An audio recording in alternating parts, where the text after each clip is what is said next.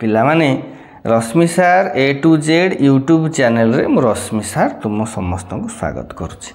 आज आलोचना करिबा साहित्य दर्पण जो विश्वनाथ कविराजंकर साहित्य दर्पण अच्छी तार चैप्टर 1 चैप्टर 2 जोटा कि तुम third semester Indian classical literature core paper भी लास्ट यूनिटी 4 से विश्वनाथ कविराजंकर जो साहित्य दर्पण तार चैप्टर 1 आउ 2 आलोचना करिबा। प्रथमे चैप्टर 1 मु आलोचना करिदेवी तापर चैप्टर 2 आमे आलोचना करिबा। कौन है ना विश्वनाथ कविराजंकर साहित्य दर्पणर प्रथम परिच्छेद रे जोड़ा चैप्टर 1 रे कौन कुहाई साहित्यर स्वरूप एवं उद्देश्य विषय रे आलोचना कराई। यही परिच्छेद रे कविराज दर्शाई जे काव्यर आत्मा हेउची रस। से विभिन्न ध्वनिवादी और अलंकारवादी आचार्य मानक मत खंडन करी काव्यर सर्वश्रेष्ठ तत्व भाव में रस को स्थापन करिसेंति। फास्ट चैप्टर मुख्य विषय वस्तु गुड़िक है मंगलाचरण। प्रथम मंगलाचरण ना इंट्रोडक्शन जोटा आम कहूँ ग्रंथर प्रारंभ रे निर्विघ्न रे ग्रंथ समापन पाई कविराज देवी सरस्वती को वंदना करिसेंति। तापरे काव्यर उद्देश्य साहित्यर उद्देश्य केवल मनोरंजन नुहे बरं यह धर्म अर्थ काम मुख्य यही चारि पुरुषार्थर साधना रे मध्य सहायक होइथाय बोली से दर्शाइछन्ति। काव्यर लक्षण कविराज पूर्ववर्ती को कविराज ना आमर विश्वनाथ कविराज से कविराज कथा मु कहूँ ना कविराज पूर्ववर्ती आचार्य मानकर काव्य लक्षणर समीक्षा करिसंति। से कहिसंति जे केवल अलंकार किंबा गुणयुक्त शब्द और अर्थर काव्य संज्ञा नुहे। तापर रस तत्व काव्यर आत्मा हेउची रस। जेउ काव्य रे जेउ वाक्य रे रसर अनुभूति होइथाय ताही प्रकृत काव्य। यह एक विशेष प्रकार आनंद अनुभूति देइथाय जहाँ साधारण सुख ठारू भिन्न। रसर स्वरूप रस किपरि सृष्टि हुए तार स्वरूप और वैशिष्ट्य विषय कविराज आलोचना करिसेंति। तांको मतरे विभाव बा जोटा कारण अनुभाव बा कार्य एवं संचारी भाव सहायक भाव तांको मतरे ए तीनटांकर संजोगरु स्थायी भाव रसरे परिणत होइथाय।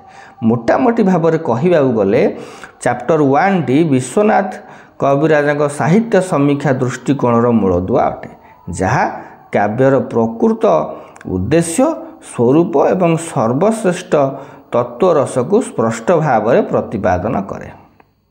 सेहीपरि भाव में चैप्टर 2 रे चैप्टर 2 रे कविराज कौन कहते ना शब्द अर्थ और व्यंजनर विशद वर्णना करिसेंति। तेणु चैप्टर 2 रो मुख्य विषय वस्तु गुड़िक कौन है शब्दर विभिन्न शक्ति। एथिरे शब्दर 3 प्रकार शक्ति कोटा अभिधा लक्षण एवं व्यंजना संपर्क रे आलोचना करा जायछि। अभिधा कौन ना शब्दर प्रत्यक्ष अर्थ बा मुखार्थ को अभिधा कहा जाए। यही शक्ति द्वारा शब्दर मुख्य अर्थ बुझा जाए। तापर लक्षणा लक्षणा कौन जेतेबेले कोनोसी शब्दर मुख्यार्थ कोनोसी कारणरू ग्रहण करा जाए नाही सेतेबेले लक्षणा शक्ति माध्यम रे तार अन्य अर्थ प्रकाश पाए। एहार उदाहरण होउची गंगारे घोष। एठारे गंगा शब्दर मुख्य अर्थ होउची नदी किंतु ग्रहणीय नुह। यार गंगार अर्थ तीर को लक्ष्य करी कह जाए।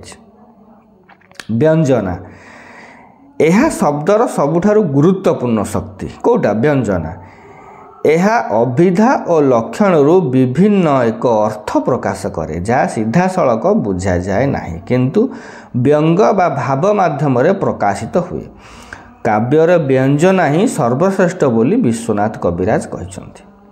काव्यर स्वरूप यही परिच्छेद रे वाक्य और ताहार विश्लेषण करा जायछि। एथिरे कुहा जायछि जे वाक्य गुड़िक मिसी किपरि एक अर्थ प्रकाश करिथांती एवं एथिपाई की प्रकार व्याकरण नियम आवश्यक ताहा वर्णना कराइछि।